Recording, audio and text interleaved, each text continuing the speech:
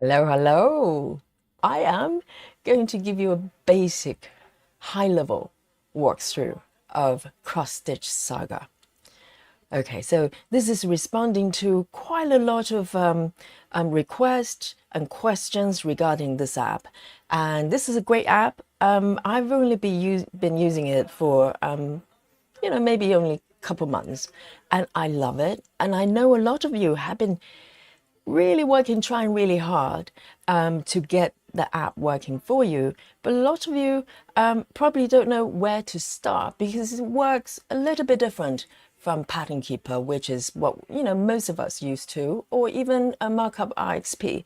So this session is not meaning to go deep into every single function.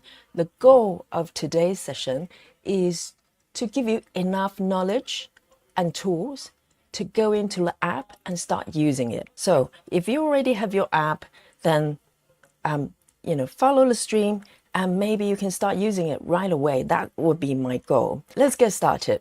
And I'm assuming that you already have a converted file ready for you. Okay, this is my assumption for this walkthrough. If you have issues and questions about conversion, we leave it till later if we have some time, or join our Facebook group. There are a lot of very helpful members and will help you either to convert the files or teach you how to use it. Okay, what I'm going to do is to show you the app view. So this is where we're going to be most of the time for this stream. And hopefully we can wrap it up in an hour and we can move on to our soul. Okay, so that's the plan. First of all, this is my screen. I'm using an iPad. The app also exists on Android, but let's leave it aside because currently it's not being, it's downloadable, but it's not on the App Store right now. So we're focusing on the iOS version. So now I'm going to open the app. So this is what I've got, the patterns I've got currently on my app. And let me know if you can see my mouse cursor here. Okay, so from time to time, I might need to point to highlight the area. And while I'm doing this initial walkthrough, I'm not going to look at the chat too much. Okay, so forgive me if you have questions. And if you have specific questions, then save it till I've done the basic walkthrough, and then I'll try to do my best, or some experts in the chat will help us to answer your questions. So these are the patterns I already have, but what I'm going to do is to show you how to bring the pattern to your app. Okay, so first of all, you can see there's a cloud. Let me see, there's a cloud up icon on the upper right there. And so instinctively, what I did was I tap on the cloud because I save my dies pattern, compatible pattern on my Google Drive. So I come to my Google Drive. So this is my Google Drive. I've got a folder there, already have a pattern there, just for demonstration purposes. So I tap on that and I come into the folder and it looks grayed out. Okay, so this is either a bug or just for my iPad for this model, I have no idea. So this is a no-go. So if this is where you get stuck, let me show you another way. So close this menu, and what you want to do is come out of the app and then come to Google Drive. So you should have an app on your device, and go to the Google Drive or whatever drive, iCloud, whatever, and go to where you store the app, the file first. So here I am. I've got, this is the same folder we just looked at on in-app. It looks grayed out, but when I open this folder directly through Google Drive, it's there. Okay, you can interact with it. So this is what happens when I tap on the file. It's a very specific extension is called DIZE. It's compatible with Paradise, which is conversion app. If you don't know what it is, there'll be some explanations later. But this is the compatible. Your pattern has to be compatible with the app, which means you will have this extension there. So it looks like nothing's happening and you may get stuck here. But what you do if you're on Google Drive, or I think it probably works the same with iCloud as well, go to somewhere that you're able to open up the system menu for that app and use Open In. So this is here. Let me bring this Open In here. Okay. This will take you, this option will allow you to specify which app you want to open this file in. So if I tap Open In, here we go. It gives me the option. If you already have Saga installed, it should appear here. So all you have to do is tap on Saga, the icon, and it takes a few seconds. It's really fast actually, because with Pattern Keeper it takes a while. You have to confirm this, that, and the other. You don't with Saga. It's there already. So all you have to do is tap on the pattern. Let me do that. And this is the initial view that you'll see. Okay, so it basically gives you a one of the view modes, which shows you the markup itself plus the all the grid. And so this is one of the views. It's going to be very useful going forward. If you look at the toolbars at the bottom where there's a light bulb, let me see if I can bring like this one. It's active at the moment. Okay, what you have to do is to tap on the light bulb. So if there's some noises coming from the outside, it's my neighbors having a barbecue party. It's a beautiful sunny day in London. And, if you hear some really excited male voices coming through, it's just my neighbor having a good time, okay? And we have enough female power here to neutralize the overly active testosterone. Okay, we're safe. We're safe. So what I'm going to do is to tap on this light bulb to turn it off. Okay, I'm going to turn it off now. And now you see the actual unmarked pattern here. So you can flip it on and off. You can try it if you have your app in your hand, and you can just top it on and off of the light bulb, and it's not marking anything. It's just allow you to see what the pattern is like underneath if you were to mark it. Okay, so it's unmarked. So I'm going to quickly walk through from left to right of what these icons are. Again, I'm not going to be too in-depth. I'm just going to give you basic ideas of what they are. There are a couple of icons are more important when you first start it, and I'll spend a little bit more time on those.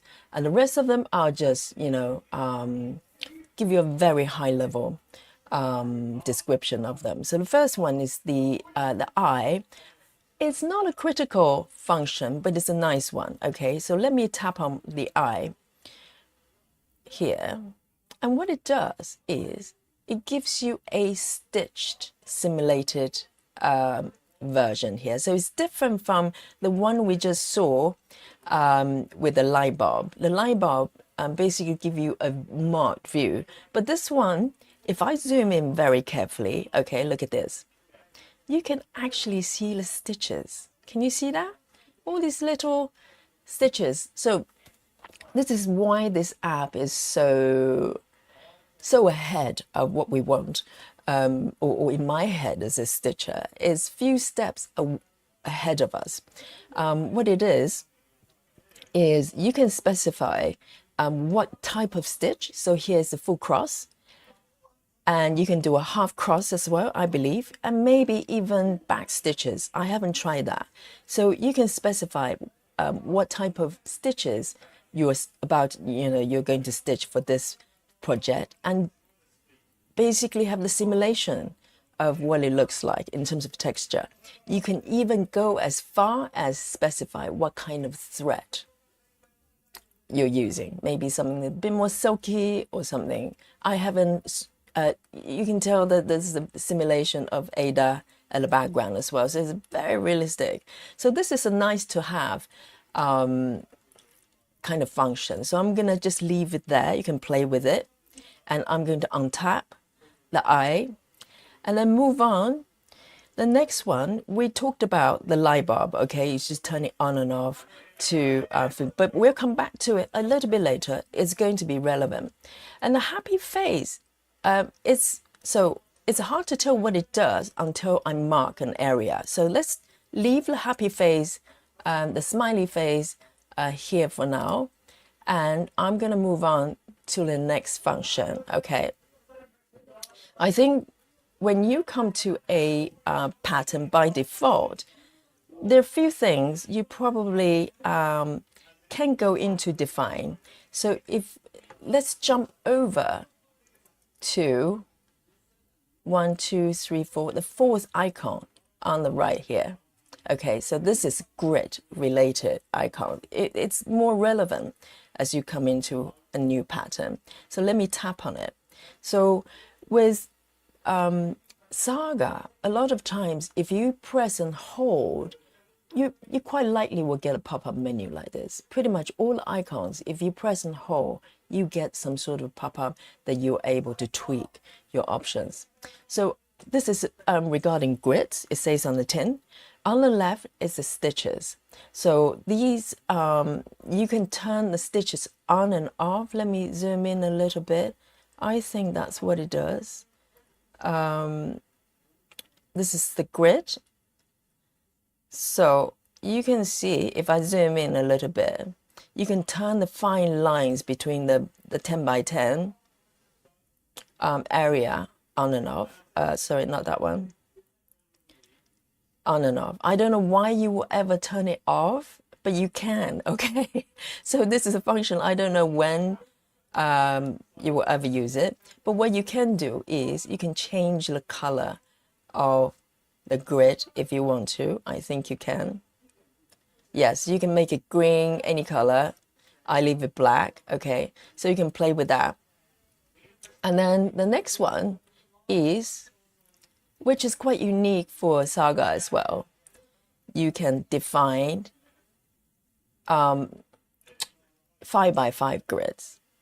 And this may be very confusing for most of the patterns because majority of patterns come in 10 by 10 like this, right?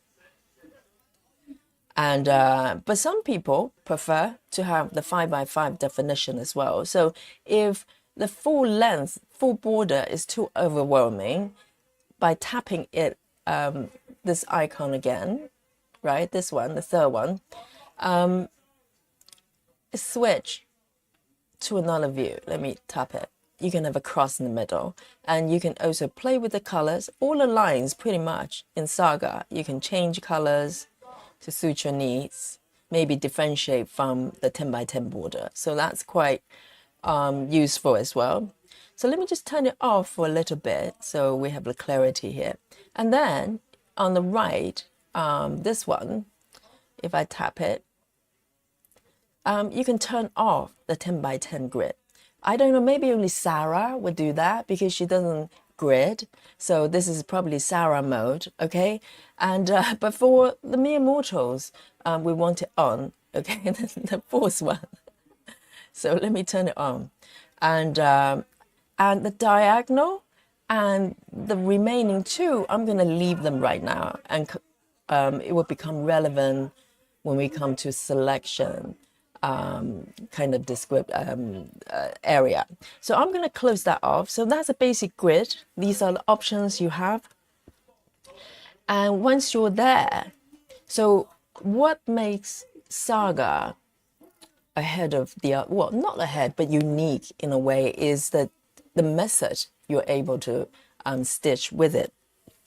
So most of people probably have some idea when if they watch my streams, you will probably see something that looks like this. So what I'm going to do is to move my cursor down. Hopefully you can see it. And to this little, the fourth icon from the left here, where's the arrow pointing out. So this is a very important icon to know. So by tapping on this icon, let me do that. It creates a 10 by 10 by default, a little box. And this box, let me zoom in a little bit and maybe let me change the color so you can see it a little bit better here. Let me make it maybe lime green. Okay, so you can play with the color as well. We'll come back to this menu in a bit. So by default, when you tap on that icon, you come to this little 10 by 10 box to start with. And what you can do is by dragging where the these little handles here, you can drag it, move the box to any area, any location of the pattern here. So you can stitch by 10 by 10, that's fine, that's default. Or you want to define the area wherever you are on the pattern here. I want to make the box a little bit bigger. So maybe 4 by 4, 4 blocks at a time or 6, and start stitch in that area. So what a highlighter this box does is to isolate an area of the pattern for you to focus on. And within this area, you can do whatever you want. It locks out the area from the outside, the grayed out area. It basically disappears. All you're focusing on is the area you define. So you can move it down. You see, I just moved it accidentally. So it means locking the box would be a very good idea. So in order to do that, all you have to do is tap on this icon again. So fourth on the left, let me tap again. It's locked. So now I can't move it. So normally I leave it locked unless you have very good reason to leave it open. So I want to dive into this selection a little bit because very likely if you come to Saga, this is the method you want to be stitching, and that's why you're here. Because all the rest, methods like cross countries and parking, this and that and the other, you can use Pattern Keeper and do it really well. So I'm going to highlight the strengths of this app right here. So once you have that area, let's say I just want to focus on this area. And now the menu, the little toolbar on the left becomes relevant. Okay, let me see if we can move. Yes, this one, little thing there. And this is now closed. And all you have to do is to press around this plus area. Use your finger, press down and hold, and then you can turn it, you can move the direction of the bar here. So if you tap again, it opens up this option. This is my default, my favorite position, but you can move it anywhere. You can move the bar, the location, but also you can turn it. Well, you have to close it in order to turn the orientation of the bar. You can make it horizontal as well or downwards, but each time you need to close it in order to do so. Okay, so close the menu and then you can turn it wherever you want. You can move the bar anywhere on the screen to suit your needs, and you can make it horizontal, vertical, whatever you want. So let me switch to my favorite position here. Okay, so yours might be different, but I'm going to show you mine.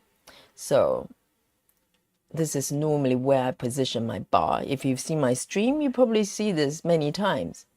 So here, from here, currently the chart is locked. So you can see there is a little lock symbol there. So most of the time, if I'm going to go for the vanilla version of stitching, following the stitch numbers, I'll do that, and then we can talk about variations. Okay, so my favorite method would be going from looking at this area. I will I like to stitch from with the colors that's got minimum number of stitches to start with, and then increase the number. Okay, the reason I want to do that is then, you know, all the floating threads that could happen on the screen will get stitched down, rather than if you go the other way around. Eventually when you do single stitches, you might need to you know, take the threads over. So it's your preference, you do what you want, but my preference would be going for minimum. And so this little lock icon will be locked pretty much most of the time, at least initially. Okay, and here's this bucket. I'll explain that a little bit as we come to actually marking this area here. So on the top left, if you look at the top bar here, and there's a menu you can open. There's a panel. So on this panel here, the default view would be the symbol, which is a symbol I've selected on the screen. I can switch and it will change. So this is where it got initially quite confusing for me, because if you think about Pattern Keeper, as soon as you select an icon, a symbol, everything's highlighted. That symbol, all the stitches of that symbol is highlighted, but not with Saga. Okay, so this is where you have to get your head around. In order to do that, you have to flick this dial open. Let me do that now. So when I do that, it's supposed to show up, but I think maybe my stitch highlight isn't on. I turned it off here, or maybe not big enough. Let me see. Let me see what's happening here.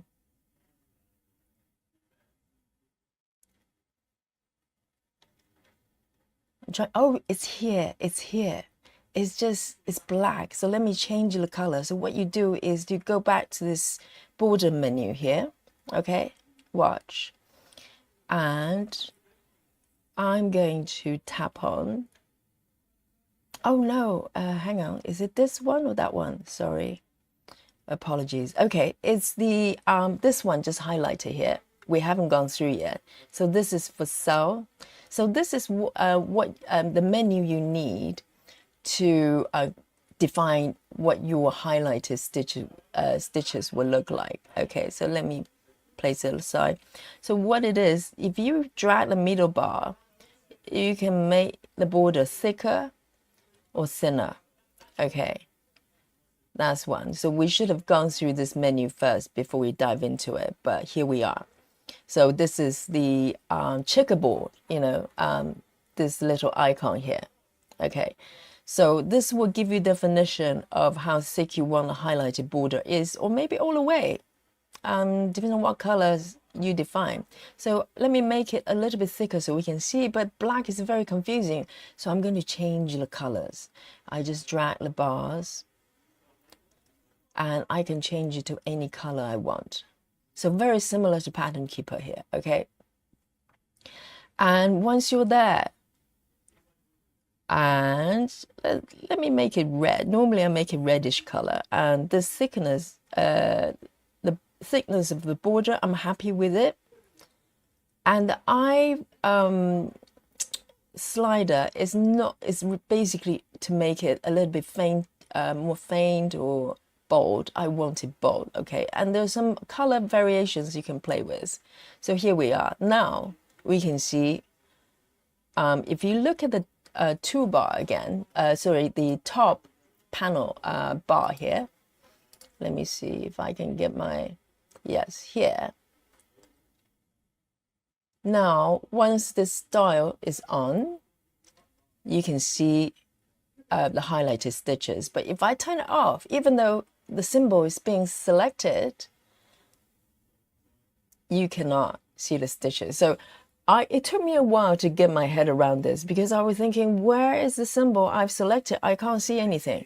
But this is important, because then when you turn it on, it locks all the stitches away, just like Pattern Keeper. It's not that different. But in terms of steps, you do need to turn it on. So now you can start stitching practically.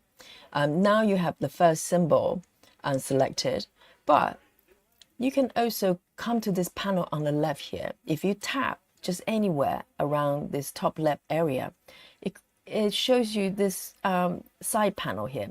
So what you're seeing here is basically all the colors within this selected area and not anything else. So all of them were grayed out. Any colors that doesn't exist within this box that you selected will be grayed out. So it's very, very focused within this area. And on the top, just below the top panel here, you've got all these stuff going on there. So let's go by order then. On the left here, it's just a symbol to tell you it's sorting downwards. But if you tap on the record, the first one, what it is, it tells the system to go from top to bottom of the list. But in terms of the sorting order, let's open the A where it says A there.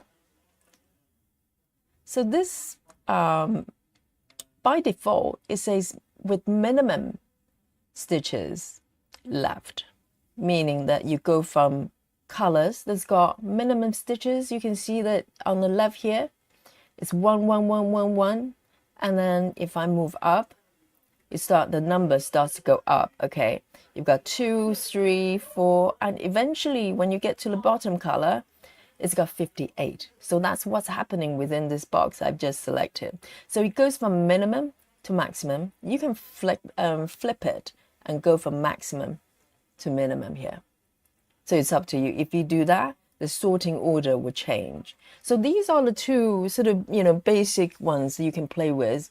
Obviously, I go for minimum to max because it makes sense from the stitching point of view. But there are a few other options. We'll come to them when we deep dive in a future session. I want to keep it just enough information that you can start stitching. And also here you can see there's a car icon here, just below here. It's on by default. So this is pretty cool. So if it's on, basically what happens, let me come out of this menu here. So currently I've selected 4 blocks here, which is not massive. But imagine if you want to stitch page by page, and Saga does not recognize pages from the pattern because it's arbitrary. It only cares about the pattern itself and the grids, okay? But you can manually create any size area you want. Okay, so if I make it bigger, I don't know what this, typical heaven and earth page would be. Let's say it's this big, right? So if you come to quite a large area, if you're ambitious, you want to do a color complete, minimum to max, within a large area. There may be times when you zoom into one area, but the next stitches waiting for you is at the bottom here, right? That could happen, right? So if you zoom in really close like I normally do, the next stitches could be out of view. So what this car does is, if you imagine, have a chauffeur basically driving you to the location for your next stitches, the next destination, based on the sorting here that you determine, max to, minimum to max, or based on thread numbers. You could do that as well. I don't know why anybody would do that, but you can follow the number of the threads from, small number to large number. So if the car icon is active, it would jump to the section for you, jump to the area of the screen for you. So let's say if you really zoomed in really close, if the next the next color is at the bottom of the pattern, basically it will hop the screen to this. Can you see that? To the bottom right there. Let's say if these are the next stitches, let's say these ones, right?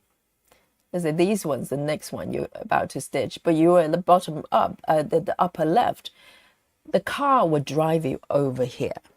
Does that make sense? So it's a feature that you have to probably use it to appreciate it. And now let's mark a few stitches here. So let me come to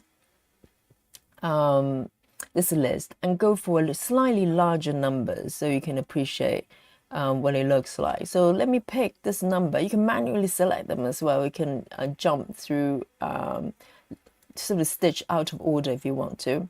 So now I'm going to select this one on the left here. Yeah.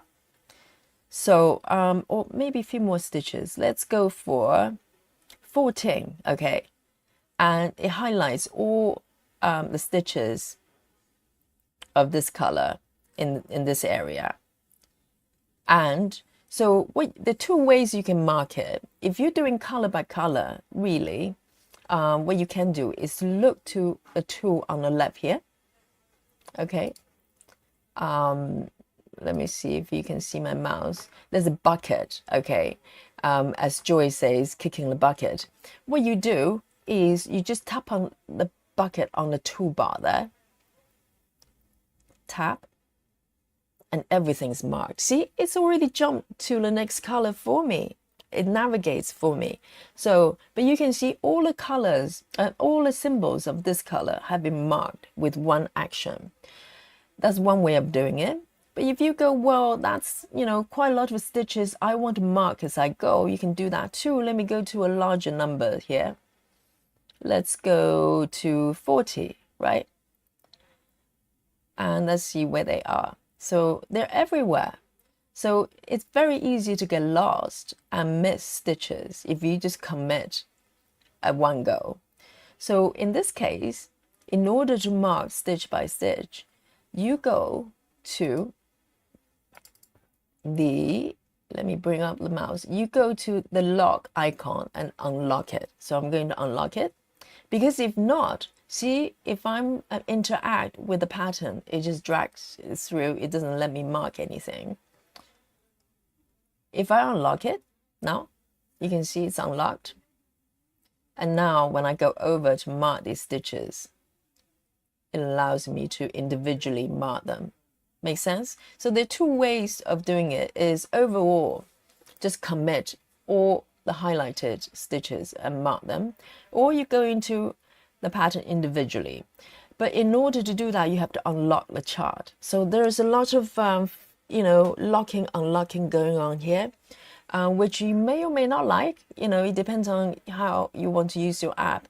But these are the steps you have to go through in order to do that. But when you come to the end, once you've done, okay, these ones at the bottom right here, I pretty much know that I've already stitched them. Then I can also just hit the bucket, on the left here, and mark everything, and it takes me to the next one. So there's auto navigation in two ways. One is it takes you, it jumps to the next color in order of your choice, and also you can decide whether you want to have the auto navigation with the car as well.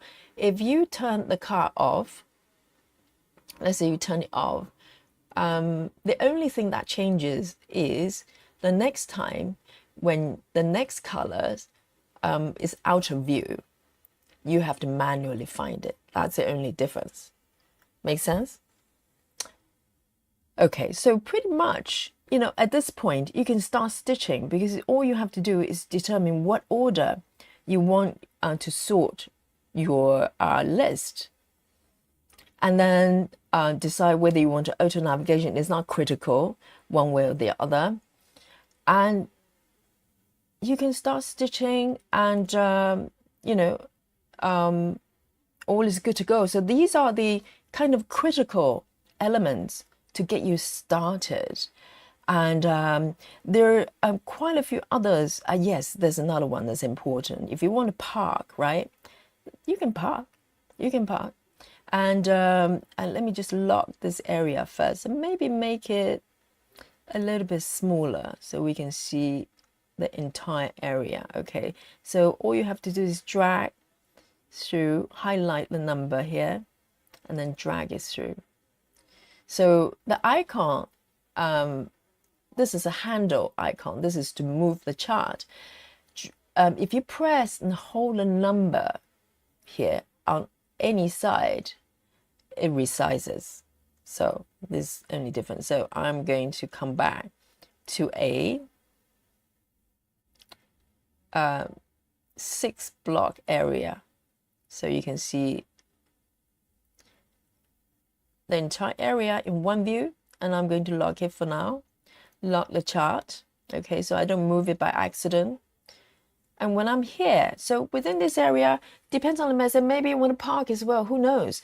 Or you can maybe not even define an area, just want to do a free parking stitching. Then what you do is you come to this icon here, the diamond shape with the pointer at the bottom. This is the parking icon. So by default, it's off. So if you want to use your parking, you can hide and show your part threads as well. So if I tap to turn it on, and now the way you park, so pattern keeper, you can have shortcut, you can double tap, right? With this, what you do is, let's see, I can just bring my finger to any of the stitches and press and hold. It doesn't matter if the color is highlighted. That's a unique thing about, even though at the moment, if you look at the upper left here, the symbol here is this bracket. Let me bring another one, it's more obvious. Oops. Oh, see, this is what happens. Let me see, hang on. Let me lock the chart first so I don't accidentally. So at the moment, I've got this icon selected. So in theory, if it's pattern keeper, you can only park within the highlighted stitches, the symbol you've chosen. But for Saga, it gives you full freedom to park anywhere you want. So now my parking icon is highlighted. I can just go and press. Let me press one that's within the highlighted stitch. Okay, so let me, for whatever reason, I want to park here. Press and hold. Can you see the diamond shape? It's red, so it's confusing. So I'm going to, by press and hold the 2 icon, you can change colors as well. So let me change to something that you can see the contrast.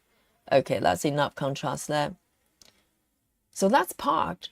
But also, even though this is the highlighted symbol, I can just go out anywhere. To the right here, I'm gonna just park a thread on this sun icon as well. So you can literally just press and hold anywhere and park it. I can even park outside this box. Even though everything's locked, I cannot mark them. If I, touch anything that's outside the border, I can't do anything, but I can park for some reason. So you can literally park everywhere. Makes sense? So, so you can park as well, and then just come back to it. And you probably noticed they all share the same symbol. It doesn't ask you which corner you're going to park because it's relevant for the app. It's interpreting you. It's presuming that you know which corner that you're parking and you're consistent. And if you're a stitcher, it should be quite obvious. Everybody has, their default way of parking. So whichever corner you're parking, these are the park area, and it doesn't ask you additional questions because it doesn't think it's relevant. Right.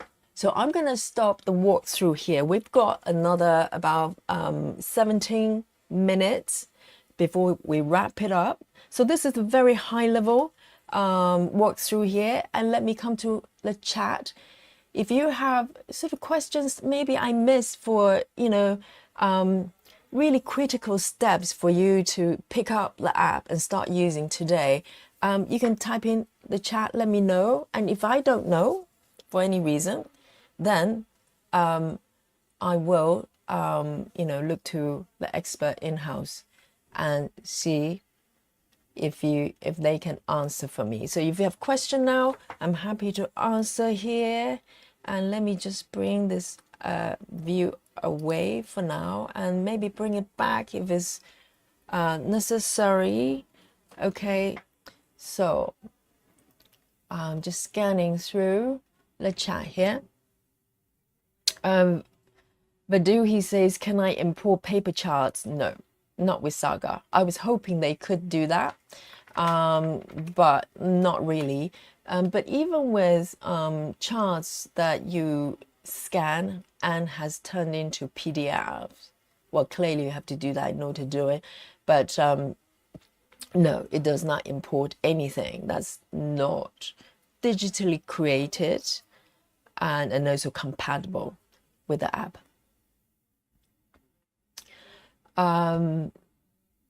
So that's the answer to you. So journals and stitches, let me look up. I don't know what your initial question is. You say you should be able to. Let me just quickly look up, or maybe you can, if you don't mind typing again. Let me just have a look.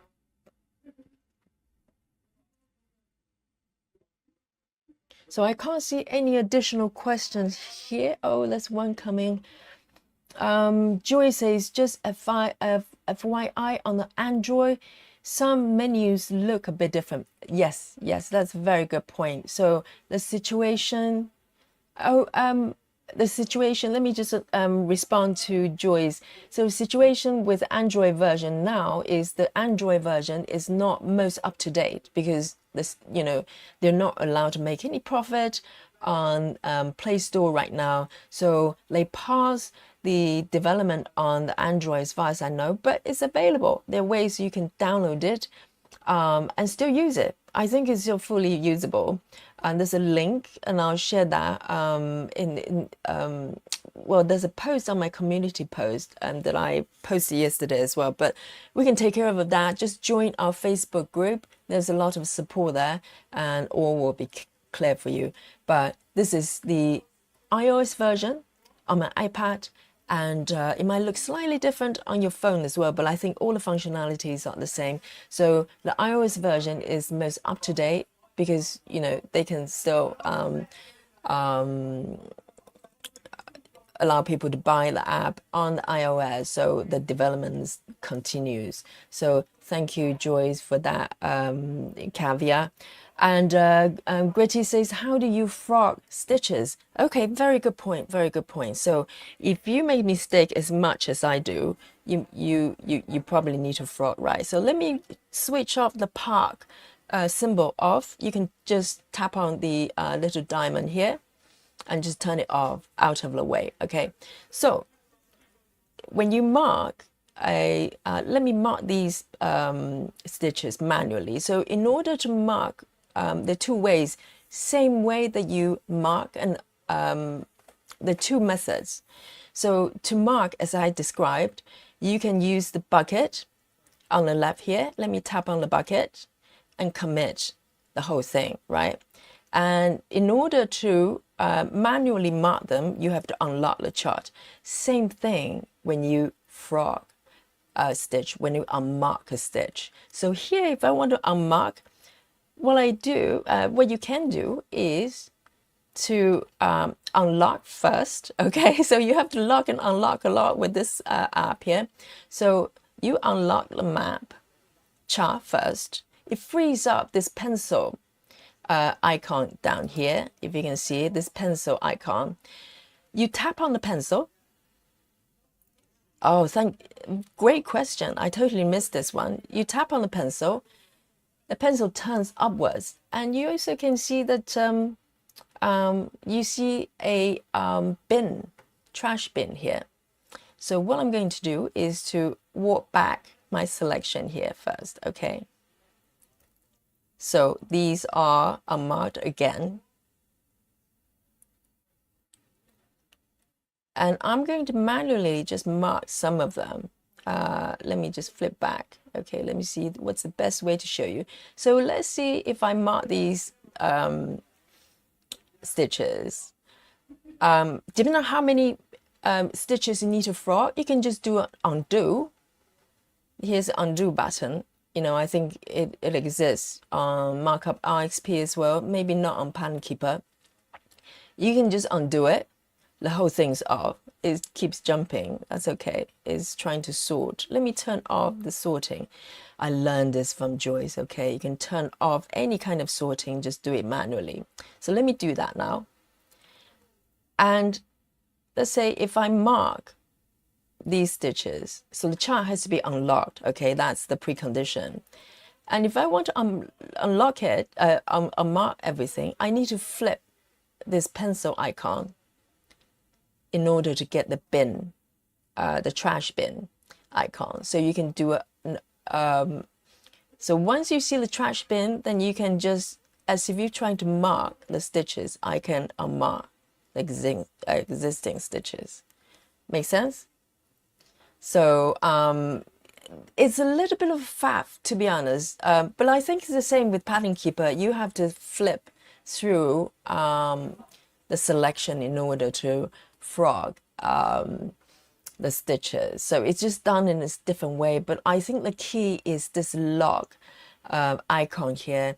You need to be mindful when you lock and when you unlock. Obviously, in order to make any setting changes, you need to unlock the chart, but keep it unlocked. Also, there are disadvantages. You can mark something by accident.